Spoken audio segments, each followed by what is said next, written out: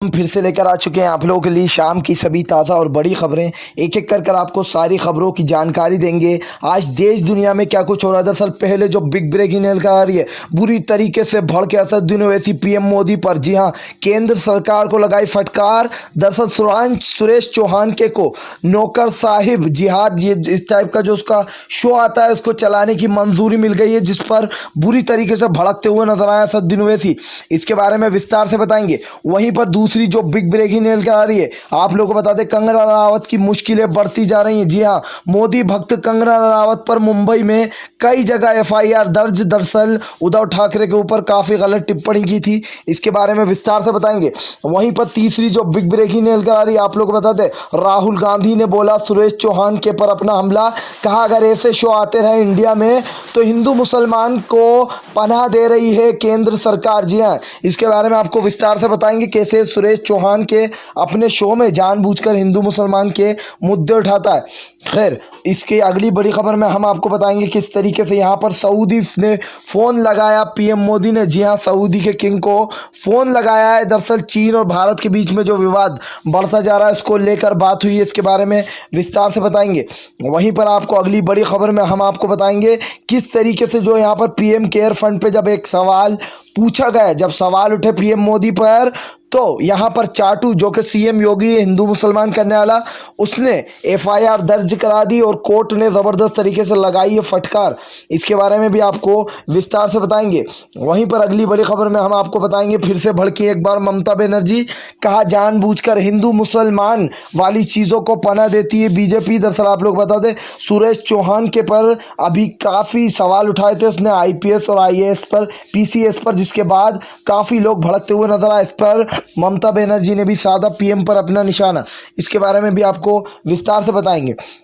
तो सारी खबरें आपको एक एक कर विस्तार से बताएंगे क्या कुछ हो रहा है। खैर, चलिए बढ़ते हैं सबसे पहली और बड़ी खबर की ओर। दरअसल आप लोग बताएं, सबसे पहली जो बड़ी खबर निकल कर आ रही है, सुदर्शन टीवी को एक बार फिर से मिल गया है हरी झंडी।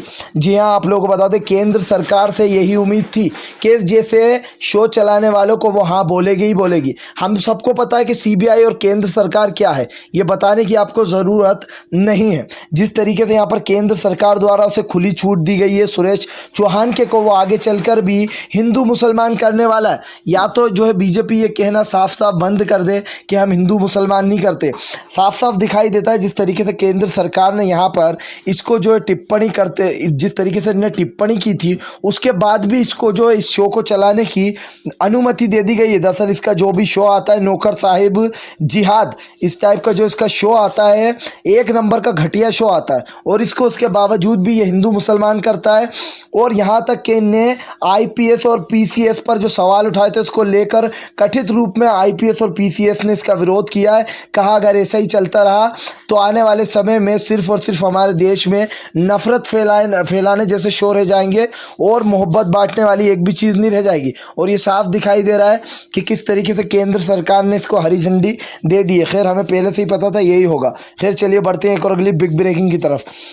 बता दें, अगली जो बड़ी खबर निकल कर आ रही है, जेएनयू के छात्र ने खोली एक बार पीएम मोदी की फिर से पोल। जी हाँ, दरअसल आप लोग बता दें, सरजिल उस्मानी ने कि किस तरीके से उनको एनआरसी और सीएए के प्रदर्शन करने के उसमें उनको अंदर डाल दिया गया था। आज कम से कम वो आप लोगों को बता दें 5 से 6 महीने बाद उनकी बेल हुई है। और सरजिल उस्मान ने बताया कि उनको जानबूझकर सीएए और एनआरसी के प्रदर्शन में फंसाया गया। जो लोग ने एनआरसी और सीएए का प्रदर्शन किया था, उन सभी लोगों को जानबूझकर टारगेट किया जा रहा है। आप लोगों को बता दें, चाहे बाबरी मस्जिद का मामला हो या फिर एनआरसी और सीएए चीज़ का, हर चीज़ में जो है मुसलमानों को टारगेट कर रही है मोदी सरकार। हमारे देश में इससे पहले आप 50 साल उठाकर देख लो, हिंदू मुसलमान कभी नहीं हुआ है। लेकिन जिस तरीके से यहाँ पर सरजिल उस्मान का कहना है हिंदू मुसलमान चल रहा है, इसको साफ साफ देखकर पता चलता है कि मोदी सरकार इस देश को हिंदुत्व देश बनाना चाहती है। तभी तो वो इस तरीके का कानून लाती है, कभी सीएए तो कभी एनआरसी, कभी सुदर्शन जैसे चैनलों को जो यहाँ पर पनाह देती है।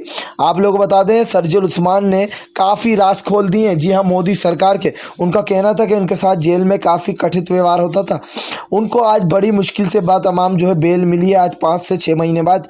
आप लोगों को बता दें JNU के छात्र सरजील उस्मान का कहना है कि जो लोग भी मोदी के खिलाफ जाते हैं वो उन पर देशद्रोह का केस डालकर उनको अंदर कर देते हैं। आप सोच सकते हैं देशद्रोह क्या होता है। देशद्रोह वो होता है जो कि ये सुरेश चौहान के फैला रहा है अपनी टीवी पर, इस टाइप का हिंदू मुसलमान शो फैलाकर। इसको क्यों नहीं जेल में डालती सरकार? कपिल मिश्रा जैसे लोगों को जो पनाह देती है उस सरकार से आप और उम्मीद भी क्या कर सकते हो। लेकिन वक्त आता है सभी का, और इसका भी वक्त आने वाला है जब सरकार को उठाकर जनता फेंकेगी ना। जब आज युवा पीढ़ी के पास नौकरियां नहीं, उसके बावजूद भी सड़क पे धरने दे रहे हैं लोग मोदी के खिलाफ। देखते हैं ये धरने ये कब तक रोक पाता है, क्योंकि जिस तरीके से लोगों की आवाज़ें उठ रही हैं, उनको दबाने की कोशिश की जा रही है। उसको लेकर सरजील उस्मान JNU के छात्र ने काफ़ी बड़ी बात बोल दी है कि जब जब आवाज़ दबाने की कोशिश करोगे आवाज़ और 100 गुना बाहर आएगी। खैर चलिए बढ़ते हैं एक और अगली बिग ब्रेकिंग की तरफ। बता दें मोदी भक्त कंगना रनावत की बढ़ती मुश्किलें। जी हाँ, मुंबई में कई जगह हुई FIR दर्ज। दरअसल आप लोग बता दें कंगना रनावत और उद्धव ठाकरे का जो मामला है वो बढ़ता ही जा रहा है। ऐसे में आए दिन कंगना रनावत जो उद्धव ठाकरे के खिलाफ विवादित टिप्पणियां और बयान दे रही हैं, जहां पर वो तू तड़ाक से बात करती हुई नजर आ रही हैं। अब इस पर लेकर कंगना रनावत पर कम से कम 8 से 10 FIR दर्ज हो चुकी हैं। उनका कहना है कि ये CM से, मुंबई के CM से इस तरीके से बात करना शोभा नहीं देता है, और जल्द से जल्द जो इस पर कार्रवाई हो। आप लोगों को बता दें कभी भी इस पर जो कंगना रनावत की मुश्किलें बढ़ सकती हैं, उनकी गिरफ्तारी भी हो सकती है, क्योंकि वो मुंबई के महाराष्ट्र के जो CM है उन पर काफ़ी उंगलियां उठाती हुई नजर आ रही हैं। वैसे तो ये मोदी भक्त हमेशा हिंदू मुसलमान करती रहती है, हमेशा मोदी या फिर सुशांत सिंह का मुद्दा लेकर आ जाती है। इसको और कुछ मुद्दे मिलते नहीं है तो बस हिंदू मुसलमान या फिर उन लोगों का साथ देती है जो कि हिंदू मुसलमान करते हैं, जैसे कि BJP की सरकार अंधभक्त। और ये सिर्फ इसलिए किया जाता है कि शायद अंधभक्त इसकी फिल्में देखकर हिट करा दें। तभी तो यहाँ पर जितने भी लोग हैं जो कि फिल्म इंडस्ट्री से जुड़े हुए हैं, जैसे कि अक्षय कुमार हुए, अमिताभ बच्चन हुए, ये लोग इसीलिए मोदी का साथ देते हैं क्योंकि इनके घर में एक तो छापे ना पड़े, ऊपर से जितने भी काला कांडी है वो सब दबे रहें। वरना भाई अमिताभ के भी ऐसे केस खुले पड़े हैं जो कि अभी खुल सकते हैं। तभी तो यहाँ पर एक लड़की को जेल में डाल दिया गया रिया चक्रवर्ती को, और दूसरी लड़की के लिए हमारे देश के महान वित्त जो मंत्री हैं हमारे यहाँ पर, यानी कि जिस तरीके से उनकी मदद की जा रही है कंगना रनावत की, उनको जो यहाँ पर ख़ास वो दी गई है कि उनका जो अच्छे से ध्यान रखा जाए। प्रोटेस्ट दिया गया उनको कि उनका जो है यहाँ पर जिस तरीके से उनके ऊपर कुछ हमला ना हो जाए।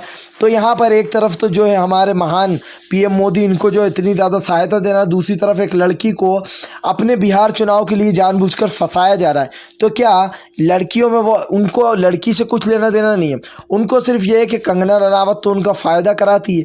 कंगना रनावत हमेशा हिंदू मुसलमान करती है, इसलिए यहाँ पर उसको जो है यहाँ पर सिक्योरिटी दे दी और एक तरीके से रिया चक्रवर्ती को जेल के अंदर डलवा रखा।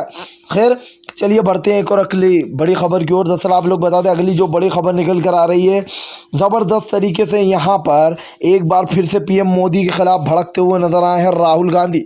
जी हाँ, दरअसल राहुल गांधी का कहना है कि PM मोदी सुदर्शन TV जैसे लोगों को पनाह देते हैं। जी हाँ, PM मोदी फिर इस बात से कैसे मुकर सकती है केंद्र सरकार कि हम हिंदू मुसलमान को बढ़ावा नहीं देते, जब उनको पता है कि सुदर्शन TV पे नौकर साहेब जिहाद इस टाइप का जो शो आता है बहुत ही वाहियात और बेहुदा शो है, जिसमें मुसलमानों को गलत बताया जाता है, हमेशा हिंदू मुसलमान किया जाता है, और इस शो को जानबूझकर बढ़ावा देती है केंद्र सरकार। आप लोगों को बता दूं ये सब पहली बार नहीं हुआ है कि केंद्र सरकार पर उंगलियां उठी हैं। इससे पहले भी केंद्र सरकार पर कई बार उंगलियां उठी हैं, जहां पर खुद जो है यहाँ पर आप लोगों को बता दें जब ये अभी मामला हुआ था सरकार गिरने का, तब भी केंद्र सरकार पर काफ़ी ज़्यादा सवाल उठे थे। जब यहाँ पर एक बार फिर जादूगर की सरकार गिरानी चाहिए थी, जी हाँ, उसको लेकर भी काफ़ी ज़्यादा विवाद उठा था कि केंद्र सरकार हमेशा गलत फैसला देती है।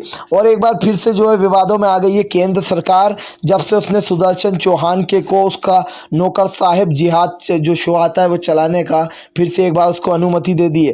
खैर चलिए बढ़ते हैं एक और अगली बिग ब्रेकिंग की तरफ। बता दें आप लोगों को मोदी की मुश्किलें बढ़ती जा रही हैं। जी हाँ, चीन और भारत के बीच में तनाव, 50,000 सैनिक बॉर्डर पर लगाए गए हैं चीन की तरफ से, लेकिन वहीं दूसरी तरफ सऊदी के किंग को से फ़ोन पर बात की है PM मोदी ने। जी हाँ, दरअसल आप लोगों को बता दें, बताया जा रहा है जिस तरीके से कोरोना के मामले बढ़ रहे हैं उसको लेकर PM मोदी की सऊदी में बात हुई है। लेकिन अगर सूत्रों की माने तो ये बात जो है यहाँ पर उसके बारे में नहीं बल्कि चीन और भारत के बीच में जो विवाद चल रहा है उसको लेकर हुई है। आप लोग बता दें लगातार ये विवाद बढ़ता ही जा रहा है और इस विवाद का थमने का नाम नहीं ले रहा, जहाँ पर सभी लोग पीएम पर अपनी उंगली उठाते हुए नजर आ रहा है कि पीएम मोदी हिंदू मुसलमान करने में तो आगे, लेकिन चीन के सामने घुटने टेकते हुए नजर आ रहा है। आखिर चीन को मुंह तोड़ जवाब क्यों नहीं दे देते पीएम मोदी। खैर, आप लोग भी अगर शांतिपूर्ण ढंग से पीएम मोदी की इन सभी गलत नीतियों का दिल से विरोध करते हो तो इस वीडियो को दिल से लाइक करके हमारे चैनल को सब्सक्राइब कीजिए, ताकि हमारे हर वीडियो की अपडेट आपको मिल पाए। हम एक ऐसे निष्पक्ष पत्रकार हैं जो कि आप तक सिर्फ सच और सच पहुंचाते हैं। तो हम मिलेंगे आपसे नेक्स्ट वीडियो में, तब तक के लिए वंदे मातरम, जय हिंद।